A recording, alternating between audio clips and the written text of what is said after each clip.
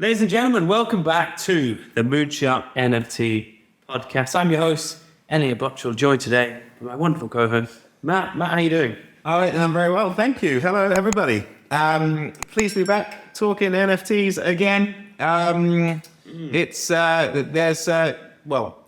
Short break from very short break from the last one, but prior to that was a slightly longer interval where things went, certainly in our lives, things went very quiet on NFTs, but that is not the case anymore. We are very much back watching, focused, looking, sort of curiously, if that's the word, with curiosity about what's happening and where are the opportunities, most importantly. Exactly. And to be fair, we're not the only ones who've been quiet.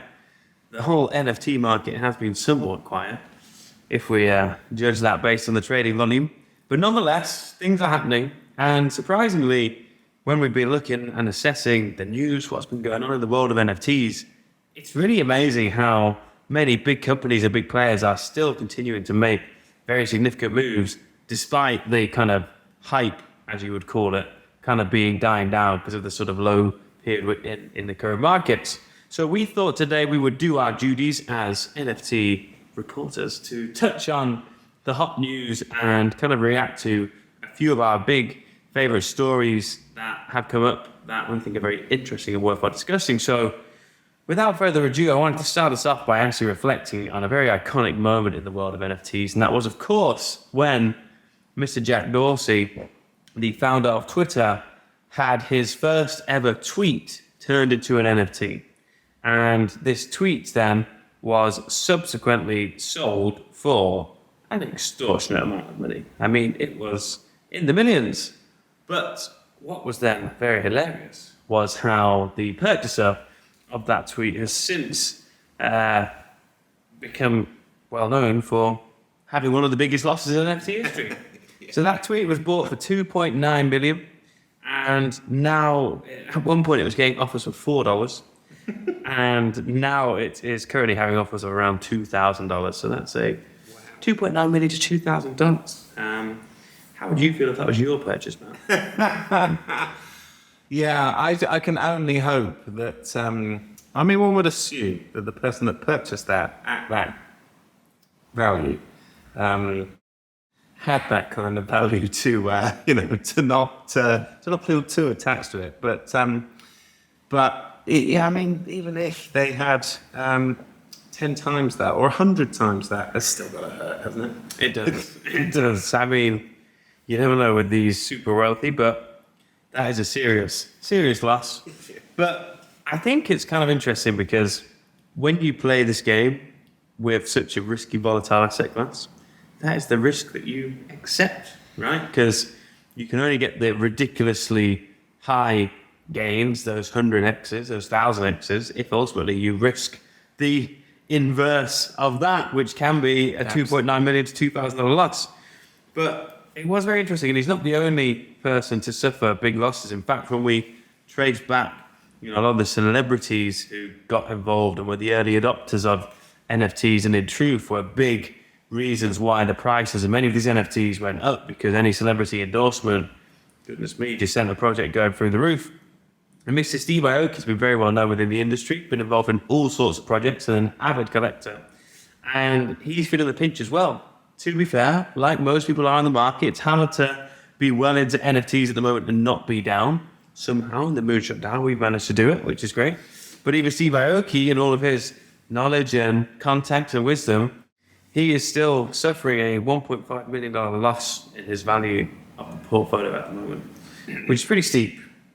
Yeah, and I guess that reflects just how kind of hard and heavy he went into it whenever we sort of first got involved a couple of years ago, because he really did. But he was almost like, I remember at one point he became a bit of a red flag for projects. If he bought some, then there was like this standing joke on Twitter which pretty much said, oh dear, if he's bought some, then they're going to go down in value, just because I think that happened a couple of times.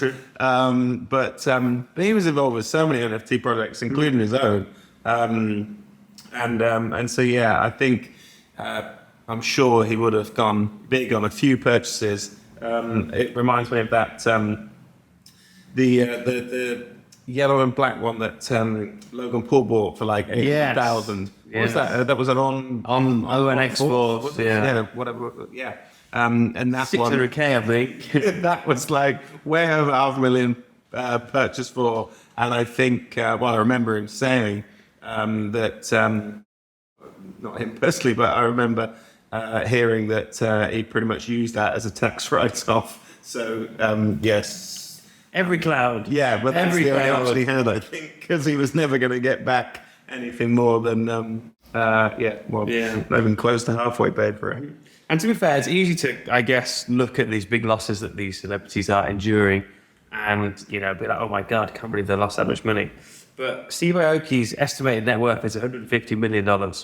And so actually a 1.5 million loss, is literally 1% of his net worth. Yeah, which is interesting you should say that, because when you were talking about it ago, I was reminded of I've just listened to, or the most recent Stephen Bartlett Diary of a CEO podcast episode I've listened to is a finance guy, can't remember his name now, but they were talking a little bit about crypto and kind of, what's your suggestion when people say, should I put money into crypto and stuff like that? And he was very sort of clear. His response is always, if you want to, for sure, please do. But his suggestion was that you would only do 5% of your Very logical. Well, and I think this is actually a good learning point for all of our, wannabe investors out there, or everyday average investors, is that especially when it comes to playing with risky asset classes that you don't know too much about, that are extremely volatile,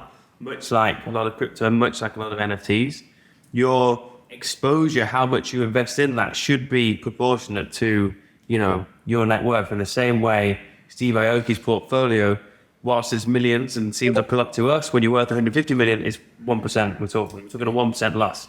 It's why he's not crying and stressing over it, because it's at 1%.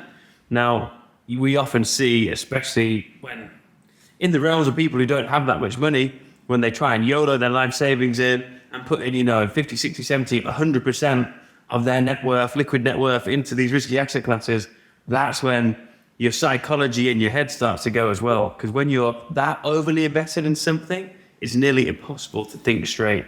And when you're taking a huge gamble like that, that's when you're going to make bad decisions, you're going to be stressed out, and it's not a good place to be. So I feel like if you're overexposed to an asset class or not, if you are worried about it a lot, if it's causing you a lot of stress. Because if you've done it sensibly and only put in a small portion, then you should be fine if you understand the risks. Yeah, and that reminds me of something I saw only yesterday on Twitter, which was someone I've followed since we got started in this world of NFTs, and he's a huge holder of Bored Apes, punks. Like, he's a mega trader of NFTs. I won't bother saying the name, because it was a really sad tweet, because basically he was sharing that for the past 2 years he has he's spent between 15 and 18 hours a day pretty much in NFTs, and he's done extremely well. He's made, I'm sure, an absolute fortune, but he was sharing that at the start he went for it, and all the success he had was because he wanted to give him and his partner the best chance of never having to work again or whatever, and just the best life possible. And he shared what I don't even know if it's a he, to be honest. What they shared yesterday was that he's now single, and so he, because of the devotion, because of, someone actually commented, potentially because of the addiction, rather than, and that's what can happen with anything, right? But it's as well as remembering to only risk a certain percentage of your money, perhaps remember also to only risk a certain percentage of your time. Exactly. You got to remember, what is it all for at the end of the day? That was his point. You know, and it ties back to that story about the fisherman and the businessman, right? That we've both heard. Where there's a fisherman fishing on a beach and, you know, he's catching all these wonderful fish, and a businessman comes across who's on holiday and says, goodness me, you're such a fine fisherman. You should make a business out of this. And you should go and hire some more fishermen, then you'll be able to have a whole team, then eventually you'll be able to have a whole big factory, and after many, many years of working very hard, goodness me, you'll be able to retire on the beach and spend your days fishing. And so, of course, the moral of the story there being, goodness me, sometimes you've already got the things that you actually need, and it's easy to get hooked on this journey or making loads of money, especially in the realm of crypto and NFTs, where it feels like you're printing this magic internet money. It feels very strange, I remember my first time playing around with it. It feels almost illegal, like the amount of money that's just flying around with these like ridiculous pictures, and can be very addictive once you've had a big win and you've gave that ridiculous amount of money that would normally take you like a month's salary to earn in a day flipping a picture. Of course, you're now hardwired. That dopamine hit would have been so strong that all you're going to want to do is chase it. And obviously the worst thing you can do then is get yourself in a bit of a pickle, have a bit of a string of bad trades, and then next thing you know, you're in a real horrible situation. Yeah, and I think I mean, obviously, not, you know, neither of us know, and no one really knows when the market will take a turn again, and we'll be back on the trajectory of, you know, upwards, you know, increases in value. But I think these examples, and I found an example online. Someone bought a moonbird. We've talked about moonbirds a lot before, but this is a particularly, I don't even know what they called that glitch one. Was it a glitch? The glitch, So, super rare. I mean, so this person, again, don't know them, but they bought this for $100,000 a year ago. So got it on a WEEF offer by the looks of it, 35 WEEF, so $100,000. And after a week of owning it, a few people offered this person 350 ETH, so $1 million he could have sold it for after holding on for just a week, but turned all those offers down, and now the best they can get for it is $4,000. And so, funnily enough, like, they shared that a few days ago on Twitter, which I think was a very brave thing to do. They then had nearly 150,000 views on that tweet, and lots of funny comments. Well, he's described them as funny comments. I think probably quite abusive comments. And they sort of said, you know, thanks for the comments. It's been fun to read. I'm more than okay. It's all part of the game. But it is a reminder for me now to take profits and learn from this. And I think, you know, knowing that, or not knowing, hoping that we get back to some sort of, you know, more positive times that we were used to, you know, a year or so ago, it's not an unhelpful reminder. It's not, and I think taking profits is one of the hardest lessons to learn. I think you can only learn it the hard way. Yeah, by having an asset that rises and fending off the horns of greed. Because, you know, it's happened to myself, it's happened to you, it's happened to everyone I know who's got involved in the game has had an experience where one of their assets has gone up ridiculous amounts, and then the horns of greed come out, and you don't sell it because you think it's going to keep going, and then it rescinds and you lose all the money. And only once you felt that pain, seeing that money evaporate from literally in front of you, do you then realize you need to take profits. And more importantly, actually think about what you're doing and like why you're doing it. Because when you go into trading NFTs and you don't really have any goals, it's just to make a load of money, it makes taking profit really, really difficult because you don't have any goals, you don't know what it's for. Whereas if you're trying to use NFTs, let's say, as a platform to generate a bit of extra wealth to then fund the purchase of a new house, so you have a fixed amount that you know you want to try and make, well, then when you're in these trades and all of a sudden you're in these periods of profit, you then know that that will contribute X amount to your goal, and therefore it's way easier to lock that in rather than just blindly hoping for loads of money. So definitely a bit of thought around that would have saved me a whole bunch of pain. I'm not going to lie. But, you know, that lesson will be learned. You know, exactly. Because, you know, as well, we wouldn't.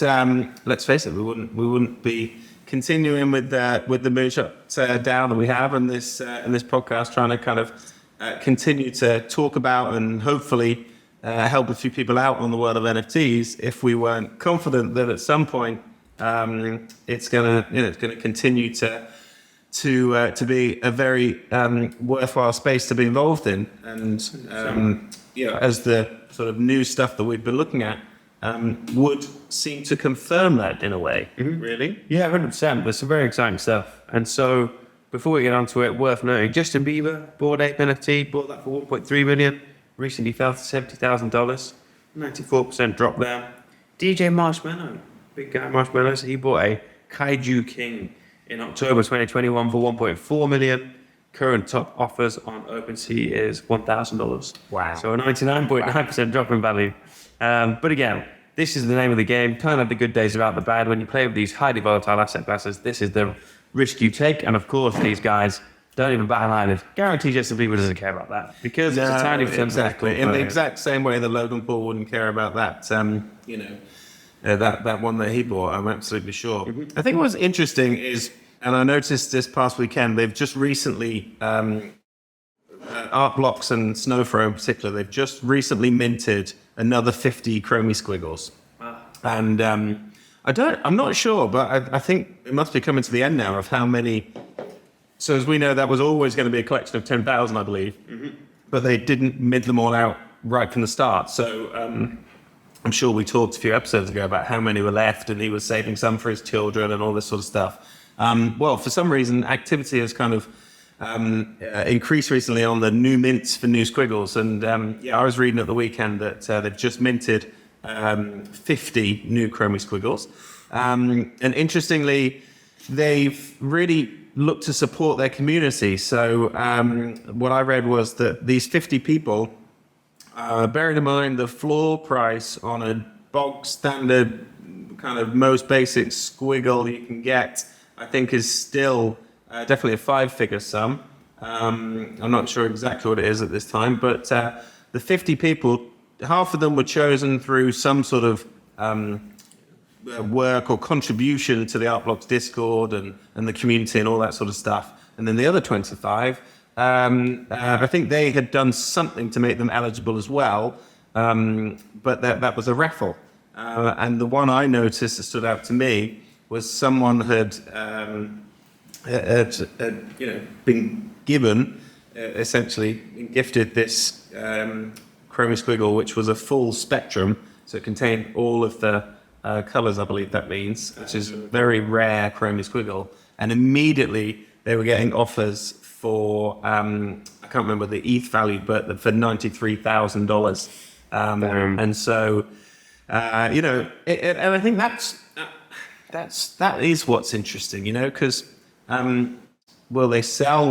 Will they hold? Presumably, if they're members of the Discord and Art Blocks community, they know that they know or have an idea of how valuable that is. But it will be those kind of things that are interesting to watch, and they're possible to watch. It's the beauty of the transparency of the blockchain. Like, you can just go onto OpenSea and you can look on activity, and you'll be able to find it. You'll be able to find this newly minted full spectrum squiggle, and you'll see that people have made offers. And I find that quite interesting, just to keep an eye on it and just see, do they need the money? Do they not need the money? Are they going to sell it? They're not going to. If they do sell it, then keep watching it. Do they sell it to someone that then doesn't need the money for 6 months, and in 6 months' time, they make even more? Mm-hmm. There it is. So that is the. Is that the one? That is the full spectrum squiggle. That was created 3 days ago. That's amazing. And so the floor for the full spectrum squiggle is 125 ETH at the moment. Which is how much in dollars? Which is about 300 grand. Wow. Okay. There you have it. So, because the floor of the regular squiggles is about 22 grand. Wow. Right. So it's insane at the bottom of the bear market. That is nuts. Yeah. So why would that person sell it and accept the offer of $93,000? Obviously, they are not going to do that. Mm-hmm. Of course, the floor price, just to remind everyone, is the floor price is still only ever what someone is willing to pay. It's just that that rarity of the squiggle, if someone wants one currently, they've got to pay $300,000. If that person suddenly thought, I'd quite like a payday, I'd quite like $250,000, I'm just going to offer to sell it for less than the floor. Wouldn't surprise you if someone suddenly bought it because they know, hang on, they can buy it for $250. The floor is currently $300, so again, they could sell it for $295. And so it's amazing. But that's one thing I love about it. You can watch and you can kind of just follow the NFTs. This is one of the big benefits of these technology underlying the NFTs, is the visibility that you have. Because never before would you be able to literally have a look inside either art collectors or traders' wallets and accounts and see what they're holding and what they're doing. Whereas with the blockchain, everything is visible. So you can literally dive in and see everything. It's a whole new layer of visibility and openness into these sort of markets, which are very interesting because, of course, very useful to discover really insightful things. A lot of people track their wallets of very successful NFT investors and traders and follow their moves and facilitates a lot of copycat trading. But then on the flip side as well, it also means that the ability to expose and kind of track down any suspicious or scammy behavior is massively amplified as well.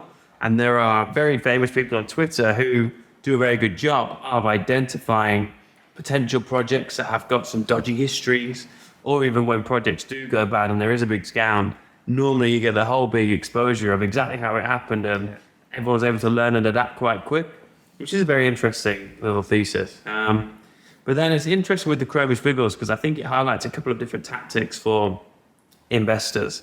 Because the Chromie Squiggles, as we've talked about a lot before, is a favorite for quite prestigious NFT collectors. Quite a lot of NFT whales hold a lot of these. And as a result, the kind of market for it is kind of curated to these big players, hence why the floor price on a full spectrum Squiggle is so expensive. And hence why the floor price, again, is still holding out very well in the bear market. I mean, we got ours for 90, I think, in the Dow, and that was a long time ago now, and it's worth more than that now. Versus then, so that's like the pool of the small number of traders who have really big wallets and think about things from a real investment standpoint. Then you have like the other type you want to look out for, which is more of the retail, the hype, the kind of lower price value, new based stuff that comes about that looks like a new opportunity that attracts the really wide demographic because it has a much lower barrier to entry and you can see the kind of quicker rises and falls. Of course, I think the risk to reward is slightly different on both of them. Obviously, the more prestigious Chromie Squiggles, when you play with those big collectors, I think the risk is less because it's more established and the holders of that project, most of them are these big collectors and therefore less likely to be dumped and all this kind of stuff. However, you need way more money to get involved and it'll be a bit slower to sell things and slower to move versus the quick and dirty, get in, get out on much lower prices, play the volume game, ride the retail hype sort of psychology as well. And so it's perhaps finding which one of those suits your particular appetite, your style, and leaning into that. Yeah, absolutely. Couldn't agree more. I think it's there's so much for people to think about in terms of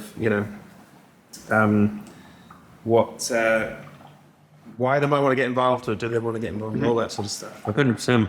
And I think a big way to capitalize on the retail explosive hype is any collection that is with a celebrity brand, because there are so many celebrity brands making plays into the NFT sector. Some are genuinely interesting and thought through. Some are absolute trash and just real cash grabs. I mean, things like The Flash is out in the cinema at the moment and they're releasing an NFT collection with that film. We've historically seen iconic characters like Spider-Man, the Hulk and Iron Man have little collections. We've seen various other films like tag on just random collections.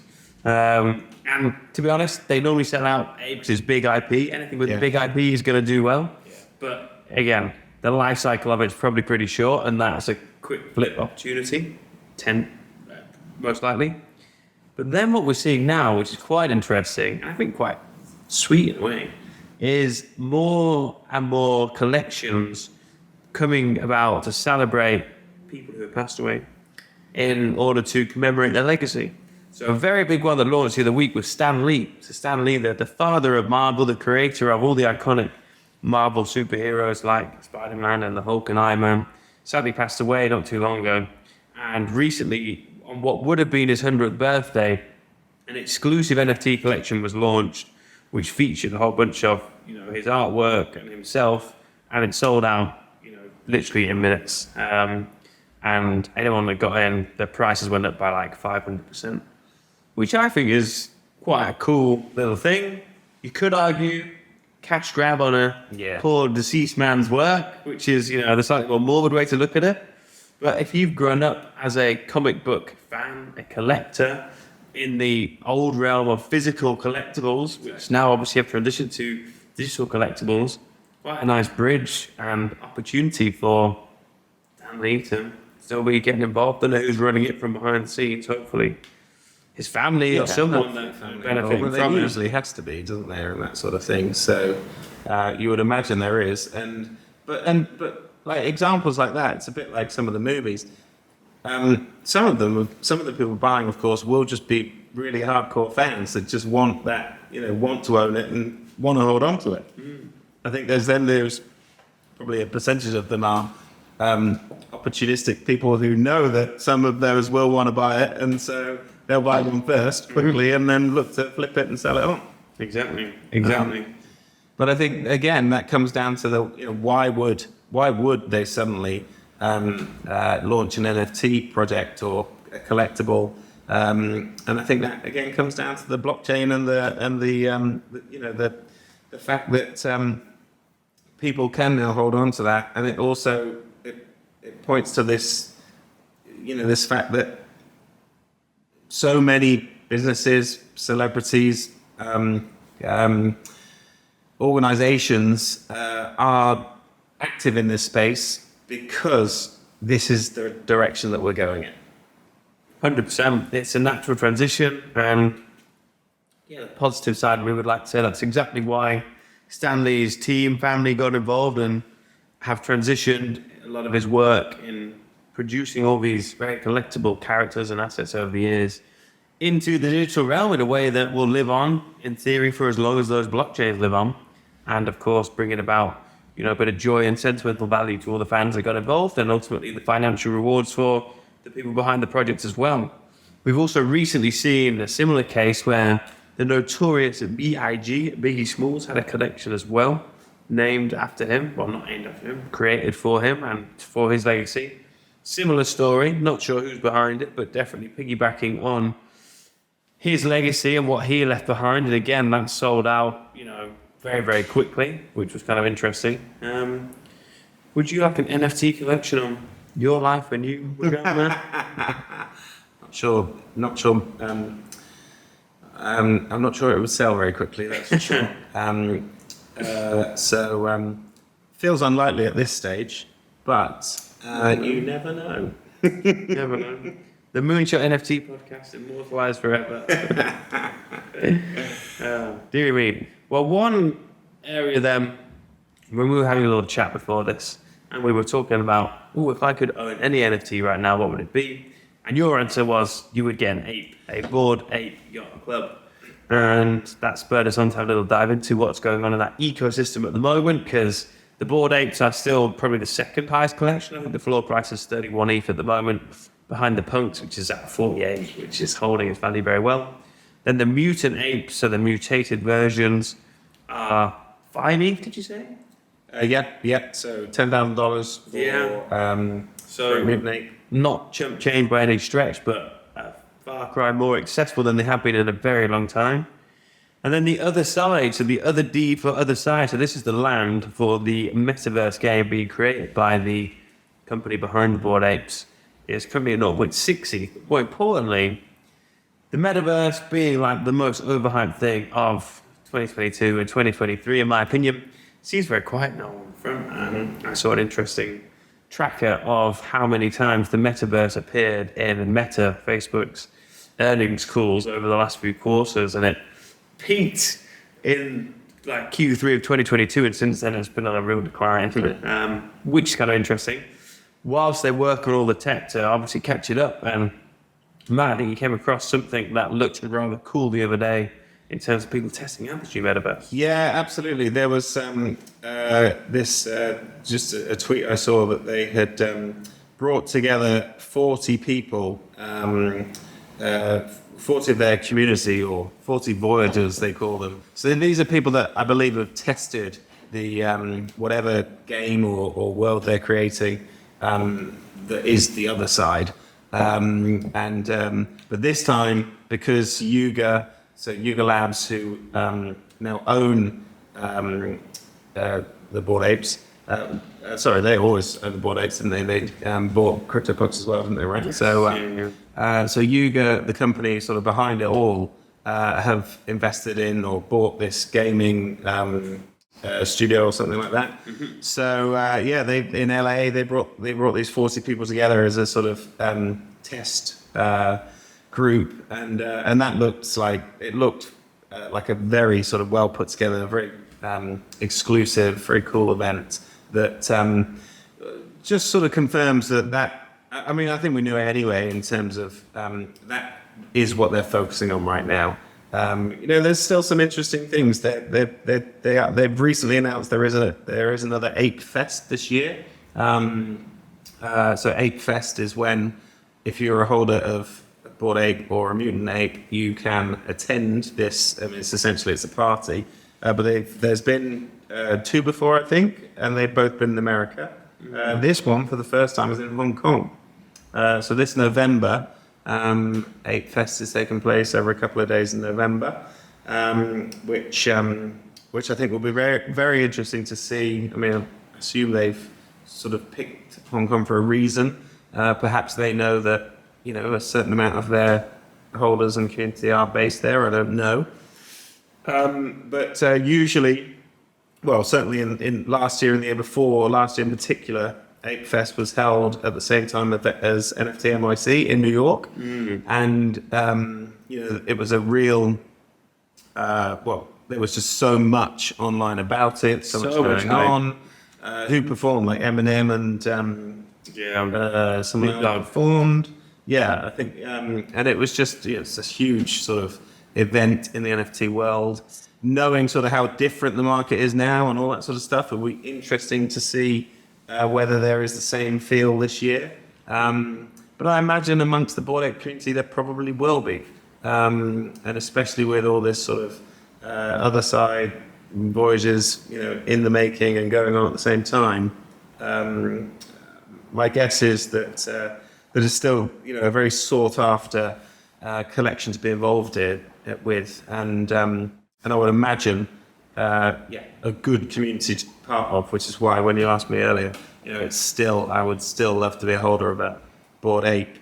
What I also like is what they've recently announced, which is a slight change. It's just kind of formalization of the IP rights that come with a Bored Ape. Mm-hmm. So they have made there's this site now called Made by Apes. It's you can go onto this website Made by Apes, and it is a way of, if you're a holder of a Bored Ape or a Mutant Ape, you can claim a license to then use it as your brand, as part of your brand. And there's a few things they're then sharing. So at the moment, I mean, there's an ape water, there's an ape Bored and Hungry. Was a restaurant that opened last year. There's all sorts of things. There's spirit drinks, but they're now being marketed to the community via this site Made by Apes. So there's the Bored Brewing Company, for example, which is making drinks. But in terms of, if you had a business and you decided that actually you wanted to use your Bored Ape as as part of the brand, through this process, you've now got, because there's over 200,000 members of the Discord alone, probably even more than that involved, or as a holder and sort of aware of Bored Ape, you've immediately got, a way of your business being pushed out to a pretty good group of people, right? Who are all part of the community, which they either got in very early, which definitely shows some degree of awareness and prowess, or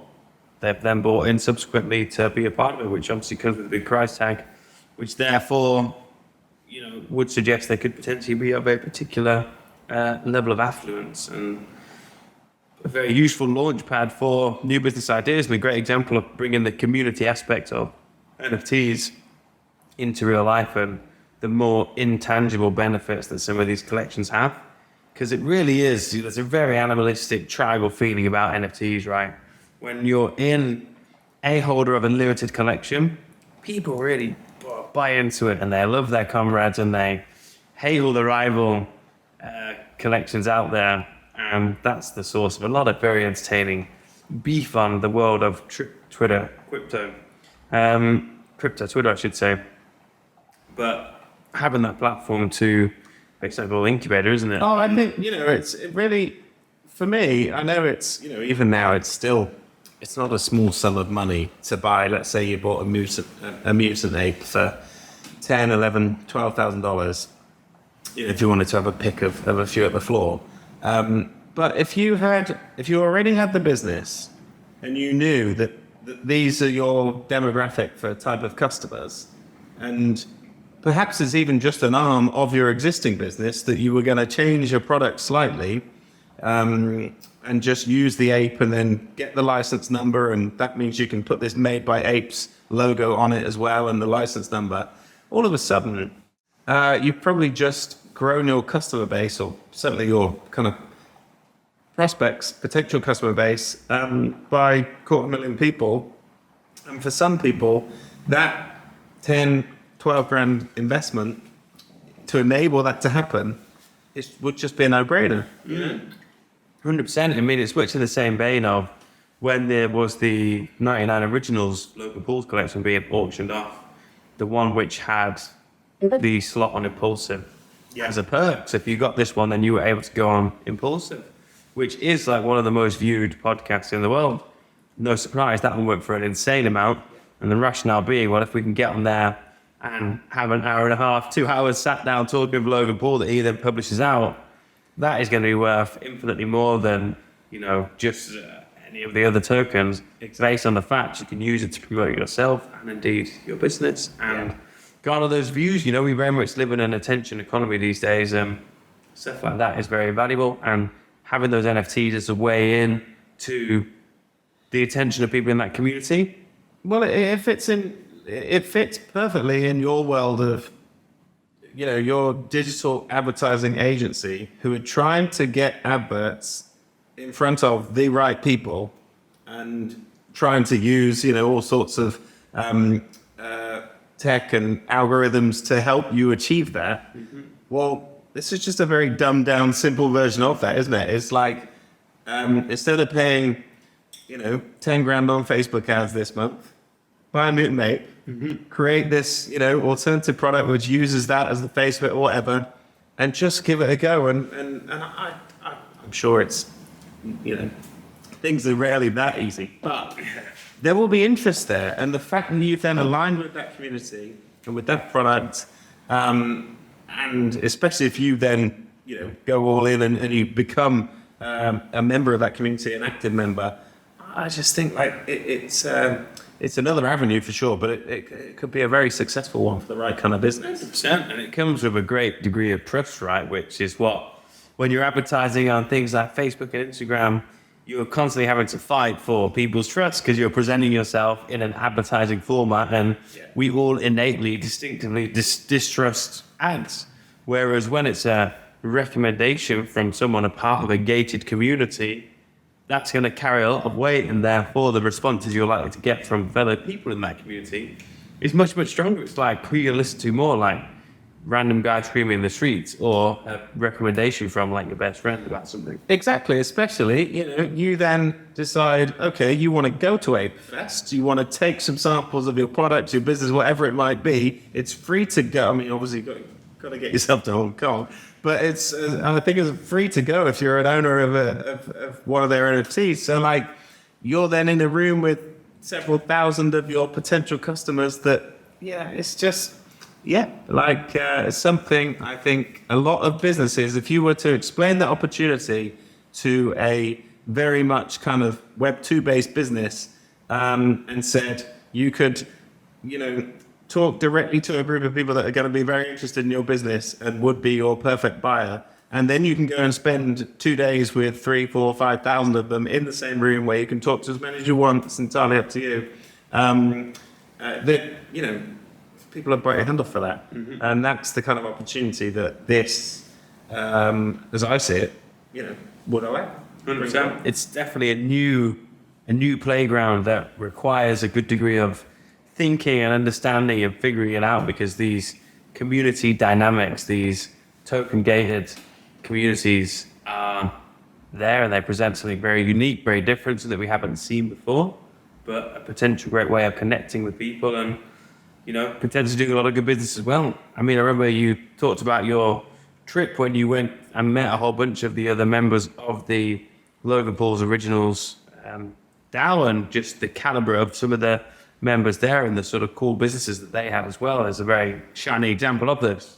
Yeah, and it fits with, something we've talked about before about who you spend time with, mentors and all that sort of stuff. And I'm sure that you'd meet some fascinating people. We did when we went to that Punks brunch when we went to NFT Paris. It's just really, really, really interesting people who have,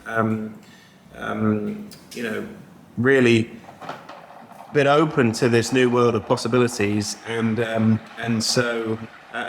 lot of them have started to work in this field and are doing very well because of it.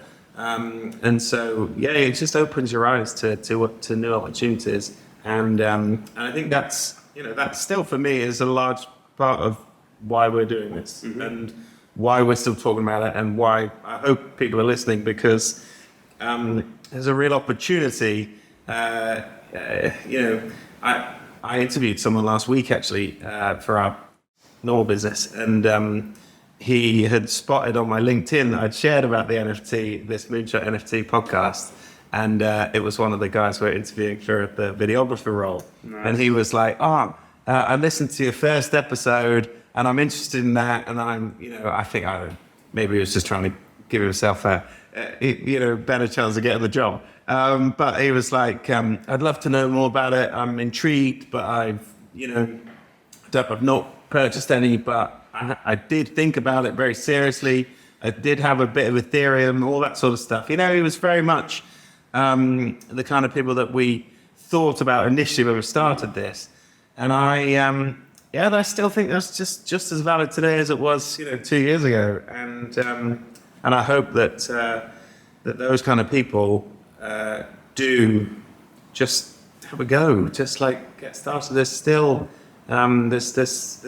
so much opportunity, and I think with those kinds of things still happening, all the news that we've talked about today, it's proof that this is not going away. This is only going to increase, and it may not be what it was 12 months ago, 18 months ago in terms of value, and that Moonbird situation that might never ever get back up to that sort of $1 million dollar offers, or even it might never get to the 100,000 price that person paid. But they've already started doing more with this Mythics, which about because you've got your Moonbird and you've kind of got your egg now, and it's amazing that just watching that from the outside, sort of seeing how much more positive that community is now, because there's stuff happening and there's stuff, they're building, and they're clearly in it for the long run. And so many of these, well, actually not so many, but the ones that we've talked about on this podcast, the V-Friends, the Yuga, Bored Ape, Crypto, Punks, the World of Women, the Moonbirds, those kind of projects, they're 2 years in now. And they're being a business, it's so the wrong way around, because normally a business probably wouldn't make any money for the first 2 years if you started a brand new business. They've made absolute fortune. I told you earlier that I'm reading a little extract from a book that's just recently been written by one of Gary Vee's friends. He shares in this book that when Gary Vee got some outside investment from the venture fund, A16Z or whatever it's called, they valued, I can't remember how much money they put into VeeFriends, I think they did say, but they valued VeeFriends at the time at $1 billion. Damn. And, that's probably hard to believe now because of all, that's changed in the market. But these businesses, they're just beginning year 3.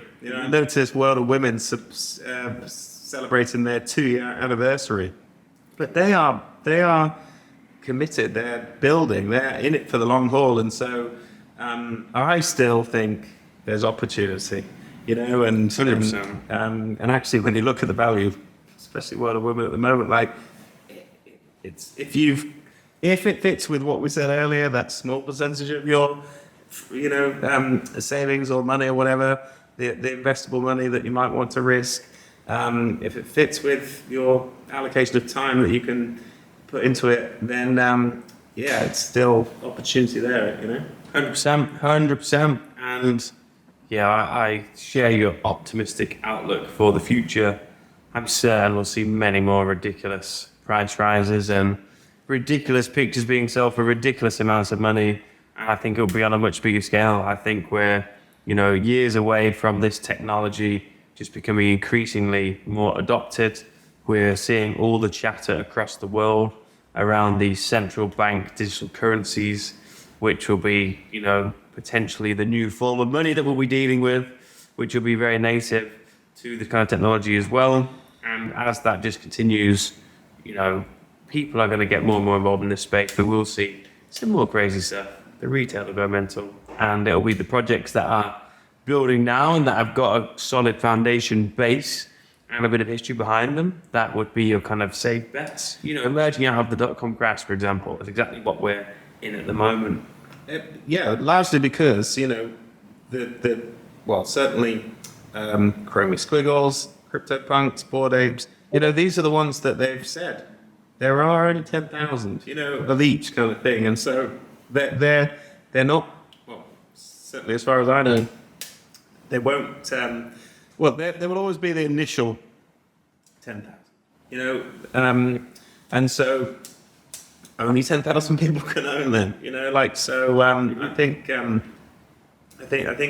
that that's significant in itself. And also made me think of the X app and whatever Elon Musk is, which direction is he going to take that?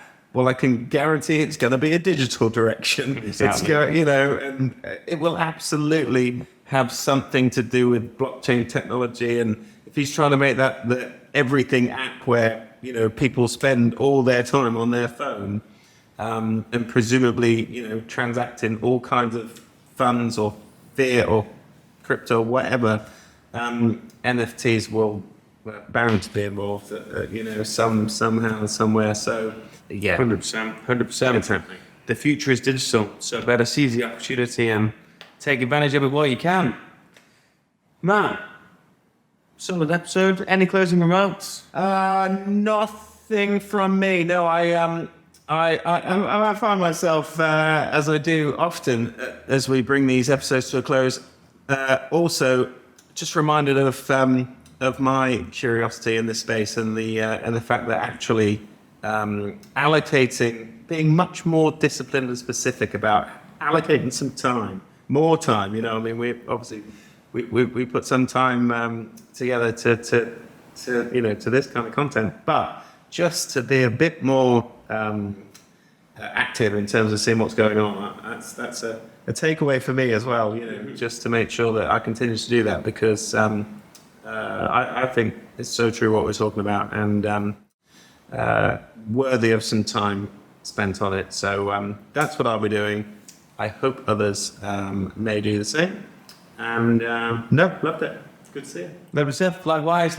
I too share your curiosity and optimism for the future. We shall be certainly on the hunt over the next few weeks for our Moonshot DAO's next investment. But ladies and gentlemen, thank you very much for tuning in. We'll be back again very, very soon. Take it easy and remember, to the moon.